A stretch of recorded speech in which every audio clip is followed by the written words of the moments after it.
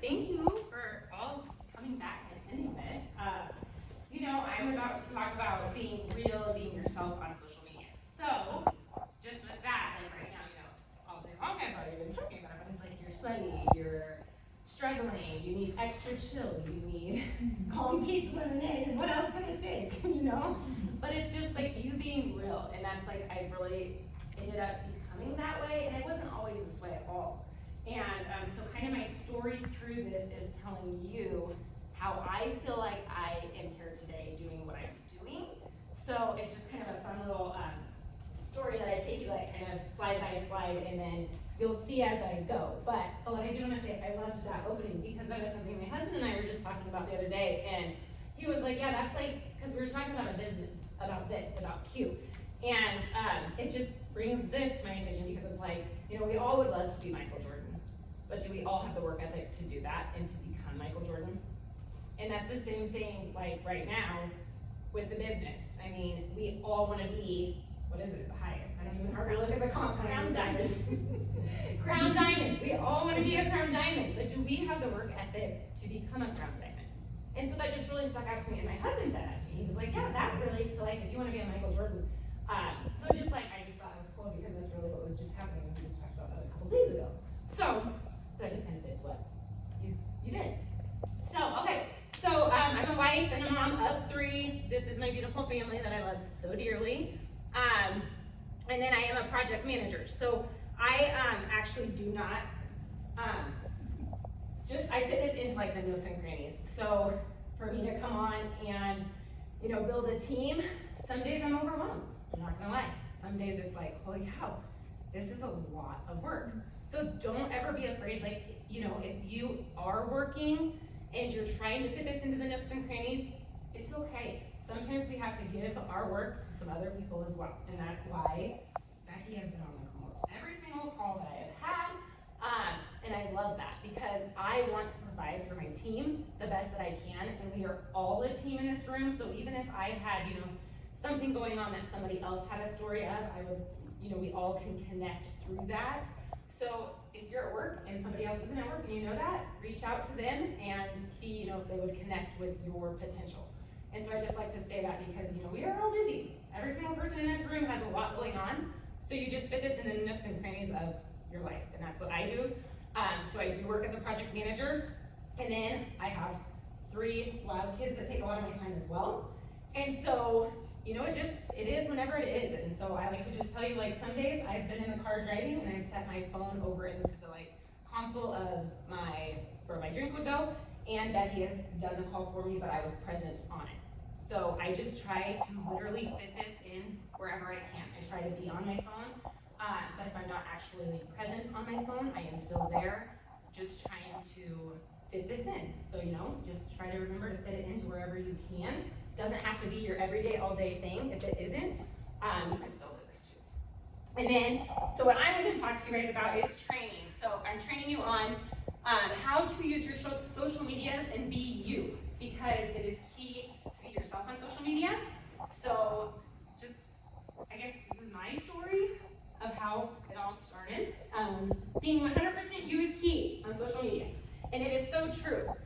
If you're, not being yourself, you're sending Facebook private messages saying, hey lady, and you never say, hey lady, then somebody's gonna call you out. They're gonna know that you're just selling them something. So being you is 100% key for your social media.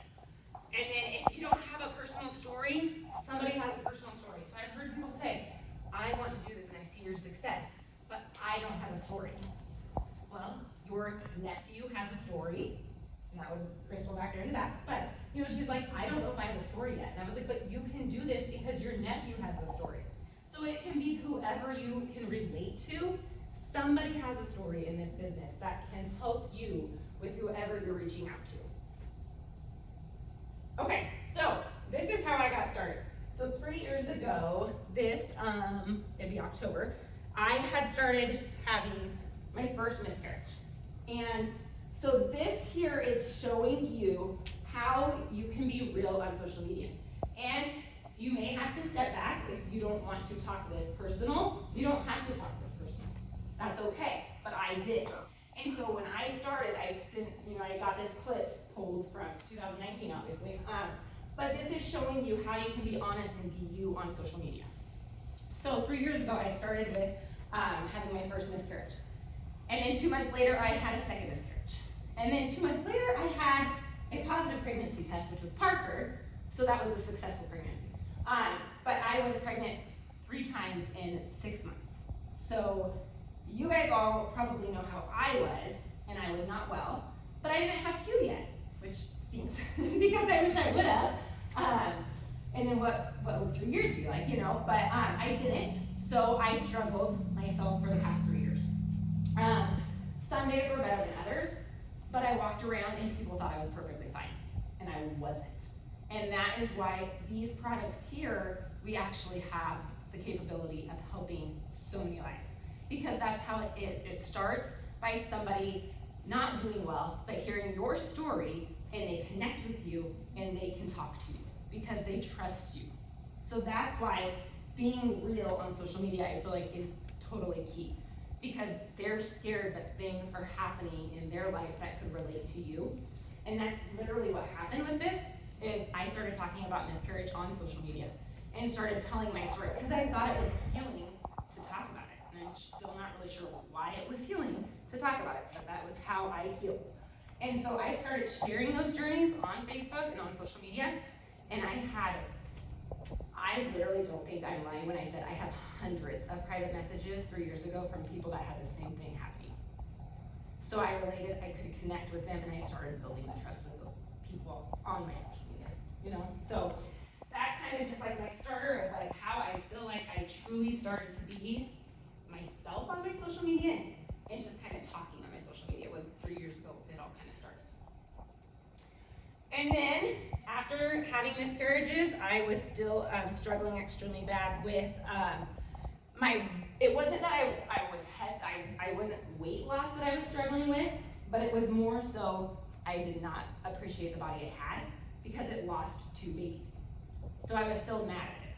And I was working out, but I was working out in a way to not build muscle. I was working out in a way to punish my body because I still was mad at it. So I hired Trista, who's not here, and then Marissa had not yet got involved with her yet as her partner, but Marissa and I were actually on a Love Yourself Challenge. So 1 year ago was the Love Yourself Challenge, and I was like, oh my gosh, a Love Yourself Challenge. I need to love myself again. So I joined that Love Yourself Challenge with Trista, and I started feeling better and honestly like trying to love myself again, like it said, and healing from the inside out. Because again, I was walking around this place like I was perfectly fine. I looked good from the outside. Whatever you may think somebody is on the outside, they are dying on the inside usually, So it's like I started trying to heal myself from the inside to the outside, because it does not matter what is on the outside of anybody. It actually matters what is on the inside of them. So if they're struggling on the inside, they can never be great, powerful on the outside. You have to build yourself from the inside out, and so that's what I started doing. Started sharing this on social media, and this photo here is me fully clothed. I guess I'd always be fully clothed, but that sounds terrible. But the reason I was doing this is because, I was trying to talk to everybody on my social media, because it's not just always the tight leggings and the skinny little tops. Lots of people don't like to wear that. So I was trying to show that, yes, this was my full year, I think just in November, that I posted this picture, and I was proud of myself. I did this for a full year. Lots of people stopped counting macros and stopped working out, but I did it, So I had posted this, but I wanted to talk to other people than the super skinny that looked great, that could lift a 40-pound weight or whatever. So that's why I have like a 2-pound weight in one hand and a 40 in the other, and I have full clothes that are not just showing the fit, ripped person, because I wanted to talk to everybody. So this again is just kind of showing you how then, my miscarriages, and I moved into the fitness and the macros, and I started sharing that personally. And then after that, I started sharing recipes, which everybody loves my recipes, and I'm not a very good cook. Somehow I started sharing these, and everybody's like, hey, do you have another recipe? I'm like, man, don't you see that I have 1,000 things to do? And now I love it because it actually is something fun for me, and so then I started sharing macro recipes. And so then this is just something that, I started sharing on my social media, how to make something that, most people know how to do, but just like when you put it out there for them, they loved it. So I started the recipes, and then so it went into the recipes, and then here I am. So this is cute. Obviously we're all in here for a reason, and I'm surprised I'm here because thankful for Nikki. She sent a bag of kids' core to me because it was a year ago, I think you had sent a message that said, look at what you did a year ago or something, and I had said, hey, what is in QMax or something, I think is what it was. And so she's been talking to me for a year, and I've always been so super kind, thank you, or thank you so much for the information, she'd send the PDFs and stuff like that, but I never would join. And I didn't want to buy my own product, I guess, either, because she had to give me kids core after seeing my son Parker, who a lot of you know his story, but he was that sick kiddo. One week he was deathly sick, the next week he was super healthy, but then the next week he'd have a fever, and we'd go back through the process, and he literally had a sickness of some kind every other week. And so Cody and I, my husband, we were just stressed out ourselves. You have to miss work when your kids are sick, you have to. I mean, the list can go on, and you don't want to see them in pain. So obviously we were, seeing specialist after specialist, and so I was, and I ate my words, but we were very skeptical of a powder mixed in water when a specialist wasn't going to be able to help us and tell us what was going on. And then literally 1 month later, Nikki, I'm gonna share my story on Facebook for you. And she's like, no, that is stupid. And so I obviously was like, okay, and that's why I always say it, and I don't know if it's a good way to say it, but it's $10 to become a preferred customer or $40 to become an ambassador. And I always tell people, it's a $30 difference. We both get 25% off, but $30 you've spent somewhere dumber than taking a chance on a business. And that's like that night when I was on the phone with them and Becky, I was like, you know what, I'm just gonna do this. Didn't even tell my husband about it because I was like, oh, he's fine. And here I am, So that's how I feel like I got here, was kind of my journey, starting 3 years ago with the miscarriages, starting to be really real on social media. So that's kind of how my journey started. And so then here, if I click it to the side one more time, Parker's picture's not on there. Should I click it one more? Mm-hmm. There you go, okay. That's why I shouldn't have done those things, and I only did one of those, because I knew I'd forget how to do it. So, this is Parker, this was my little boy, that was super sick. And so, trying to figure out, the first thing that I wanted to really talk about on social media is building your relationships. Because when you build a relationship with people, like I said earlier, they want to come back to you because they trust you and they know that you actually had something going on that they could relate to. So they want to build that with you. And so with this, I have you're building a relationship, such as Parker's story relates to sick kids then. So you're building a relationship with the parents that have kids that are sick. So that's kind of why I put that on there as the example of this. You can connect with people through stories. So if you don't have a story, somebody else does have a story. So share those stories. You guys can use Parker's story, because how many kids are sick with that big word that's going around all the time? It's not even that, but all these kids have been so sick, lately. And then through real life things happening. That's why I showed you kind of my walk through life, was because I wanted to show you how I truly feel like I started to share on social media and using real life situations to talk to people, and how I started today, sweating, I'm chill, I need it, I need all of it, is because I want to be real with you, because, you may be sitting there thinking that I could totally come up here and kill it, and no, I've been sweating the whole time I've been here today. And then I just put the things that people are maybe going through, so if you know and you see on social media somebody has had a miscarriage, well, I could probably reach out to somebody with that, but you just make that connection first. I am so sorry you're going through this. You know what I mean? You don't say anything about you. You don't say anything at all about that, because that is not where it's at. It has to come from your heart. but you connect with these people, you know, that are going through real life situations. And then maybe they're gonna come back to you again saying, hey, I have seen that you have a miscarriage, or whatever it may be. You know, I would love to talk to you further. And then you can slide in cue with, you know, I'm sure you're feeling a lot of stress, a lot of anxious feelings, a lot of, you know, whatever it may be, and that's kind of how you can roll that into it without feeling like you're like, hey, I have something for you. You know, you have to build that relationship into being able to talk to them about what you have going on too, just like they have going on. So building relationships. And then I have how to be powerful on social media post. So this is just like my slides, that's really what I'm up here trying to do, is how to help you be comfortable and confident on social media.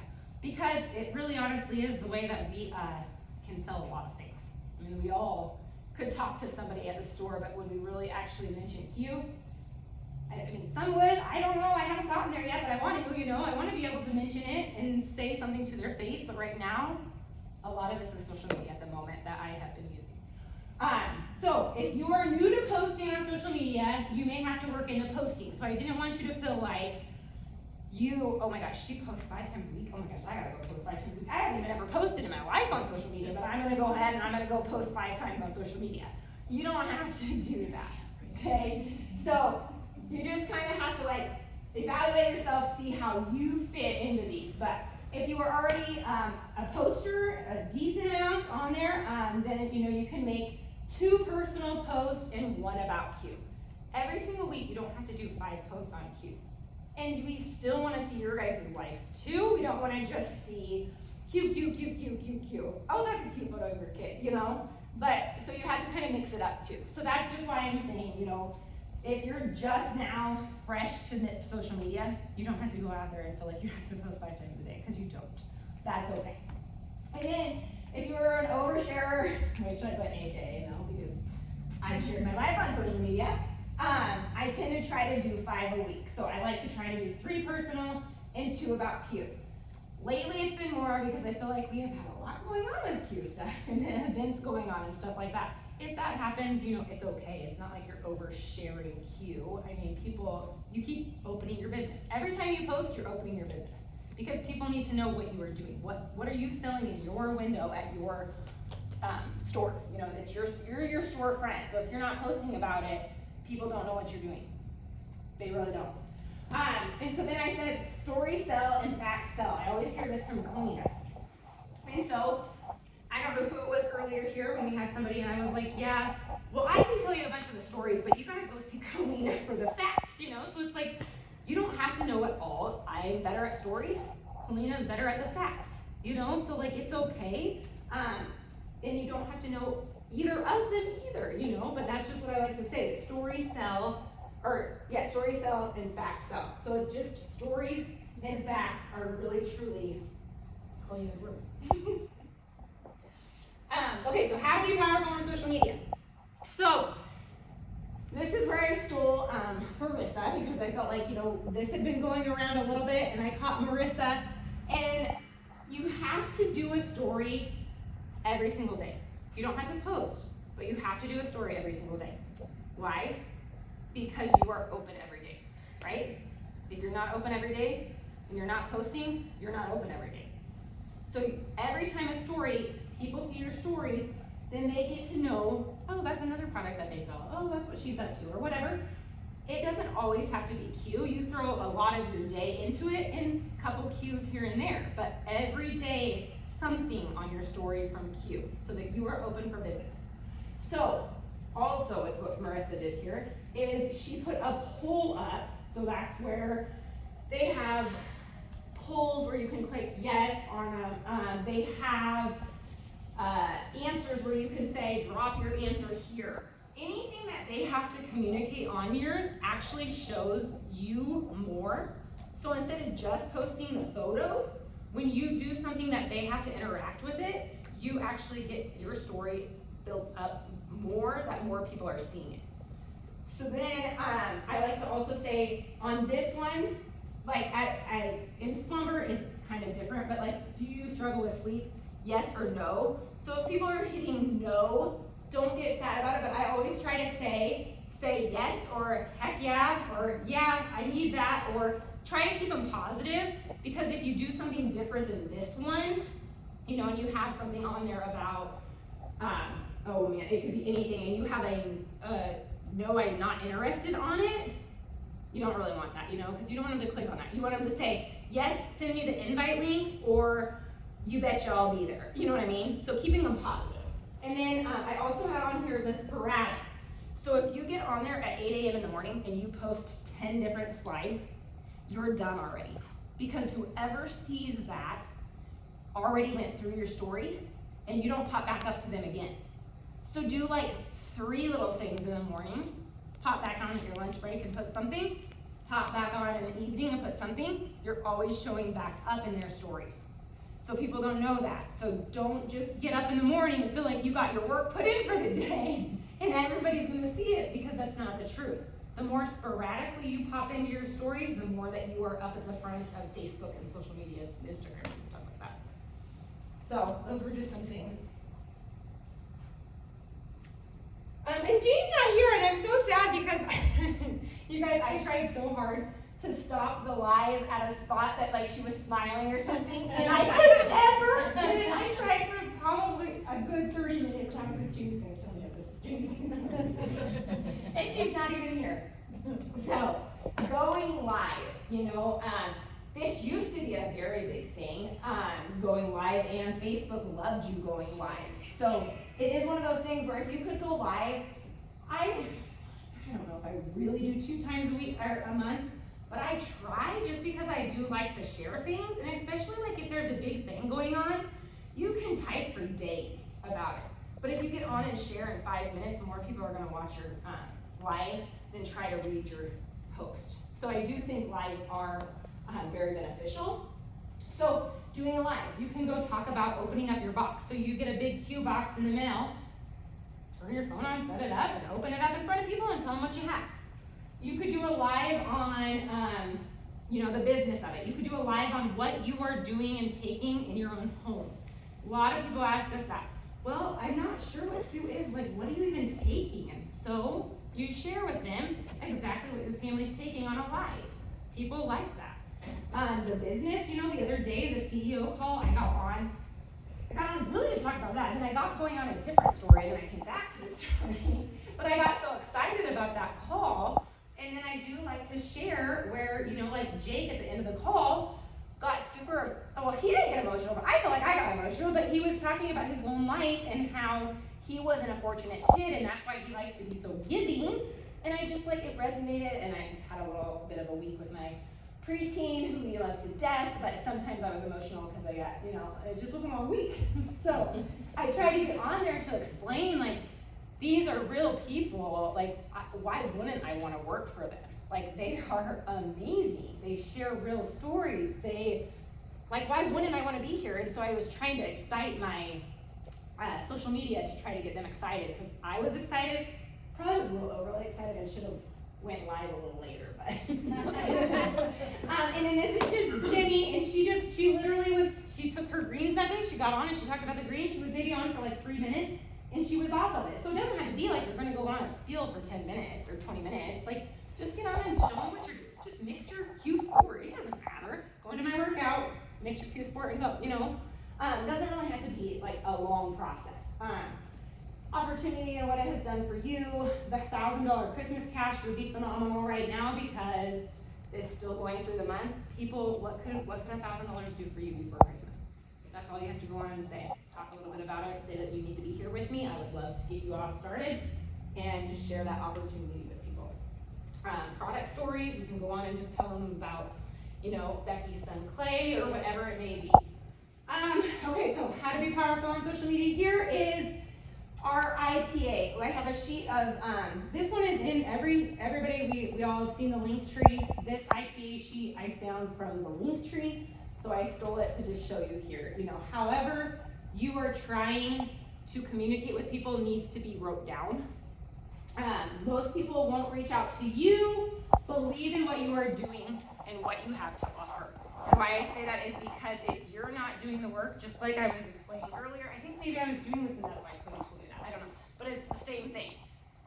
you may want to be the crown diamond, but if you don't want to put the work into it and actually reach out to people, you will not make it.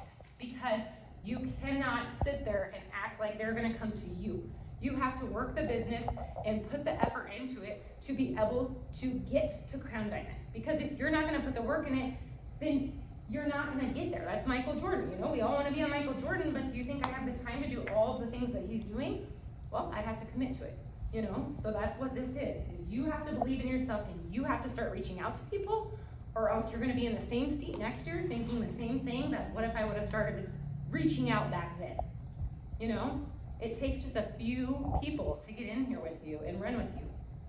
So reaching out to them, and that's what I have. Reach out privately to at least 5 new people. So every night before I hit the pillow, I make sure that for my day I have reached out to 5 brand new people that I've never talked to the business or to them about this at all.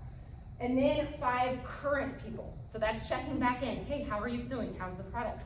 What have you seen? Whatever it may be, it might just be a simple hey to somebody. It doesn't matter. Whoever, if they're a customer of mine, I make sure I reach back out to them. If they are a potential customer, but I've talked to them, I make sure I reach back out to them. So 5 and 5. Obviously, the next night is new people that you would reach into. You want to reach out to the same customer every single night. 5 and 5. If you don't track it, it doesn't happen. Another thing Colleen says a lot. And that's why I have the IPA there. If you start going down and you get, to not writing things down, then you don't know who to go back to. You start to forget what you're doing. So if you don't track it, it didn't happen. You may lose people because you didn't follow up with them, because you forgot about them, because they were the 100th one in your messengers. Well, then they probably aren't going to really trust you as much the next time that you reach out to them, because you have forgotten about them and haven't came back for a full month or whatever it may be. So keeping track of it is just key for us to be able to, get that written down, see where we're at, and see what we need to do. So I don't care what you do. I don't know what you like. I just use a notebook, but I really need to become more organized. So I do want to start printing these off for me. I do like this IPA style, but when I came in, I didn't think I needed that, and I thought I was just going to go share, but now I feel like it's growing things, like I need to get it in like an IPA sheet. So you can start with a notebook, whatever you have, and then develop into whatever you think will fit your style best. It can be whatever you guys, what it fits. Okay, and then voice messages. This is something that I have really grown to love. My life is extremely busy. My kids are pulling on my legs daily. So I try to voice message now as much as I can. And I feel like it's most beneficial though if you know who you're talking to. That's why I have this up here. So if it's during the day on a Monday through Friday, I'm really probably not going to voice message a teacher. You know what I mean? Or somebody like that. Because what's going to happen is they're going to be on something, or whatever. Teachers aren't ever on their phones. But they might look at it, and then it's going to show that you looked at it. It's not going to be back in. They're going to get home. They're going to go do whatever they got to do, take care of their kids, do basketballs, whatever. They're not going to remember that you sent them a voice message. So you have to play with that as who are you reaching out to? Are they available in the day, or is it best to send them a voice message in the evening? So you can send them however you feel, or you can type. It's not the end of the world to type. I do a little bit of both. If you really are having free time, you're sitting in front of your computer, which that's kind of sometimes my job. If I don't have a lot on my plate at my actual job, I can shoot some messages out. So obviously I type those out during the day. So it doesn't have to be voice messaging all the time. I'm not saying that. I'm just saying know your audience. Know who you're talking to. If a voice message is better in the daytime, or type it. So that's kind of how I said that. But it's just know your audience, because like I said, they may or may not be able to see that, and they might forget about it. So if they forget about it, then you have to remember to follow up. So that's where this comes in. Now we have to follow up. The fortune is in the follow-up.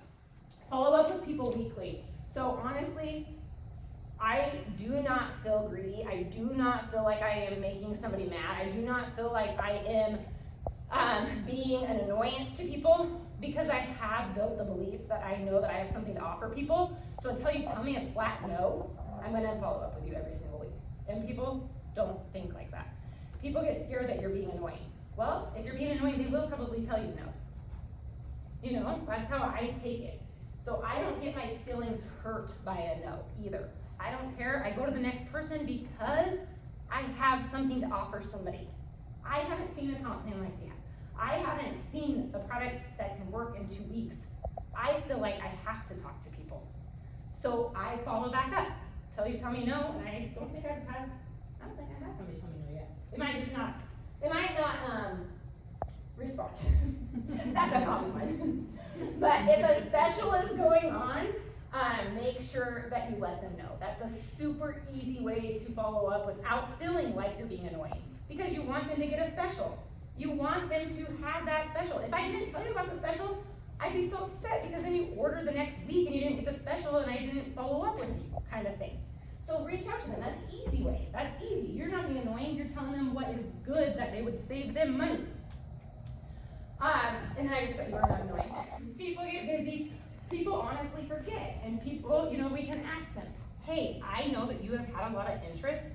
I know you're busy. Can I help you get your order in? Take over that for them.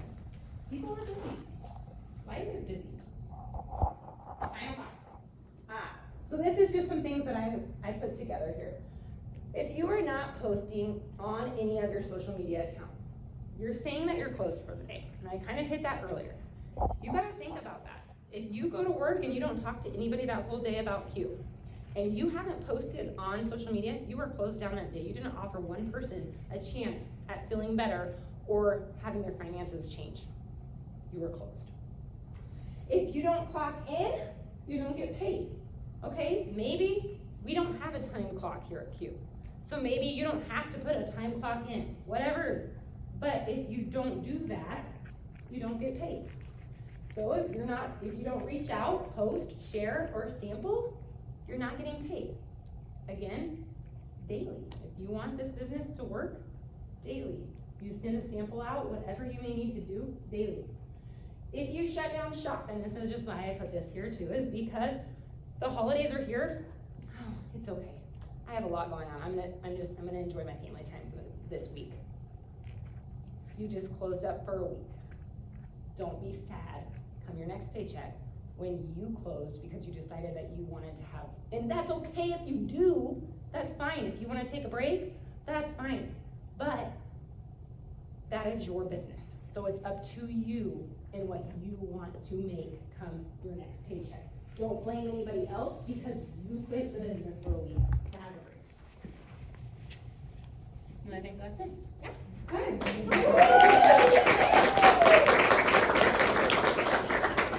I was sitting there taking some notes. Just a couple things that I wanted to point out. That was absolutely amazing. You touched on everything perfectly, like everything.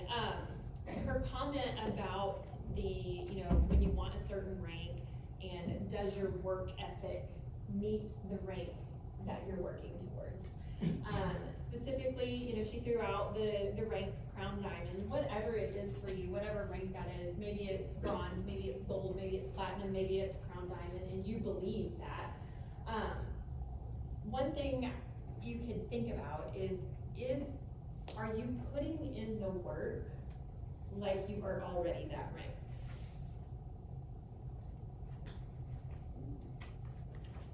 And that's something I even have to ask myself, like from day one and today and tomorrow, do I have the work ethic of a Crown Diamond or a Black Diamond? Because I know Marielle Filipponi does not reach out to one person once a week or every other day or one a day. She's put in the work. She has the work ethic of Crown Diamond, and she has from day one and still does. So are we putting in that work ethic like we're already that rank and we're just waiting for the volume to catch up to us? Because if you believe that in yourself, then the volume's just going to catch up to where you already are.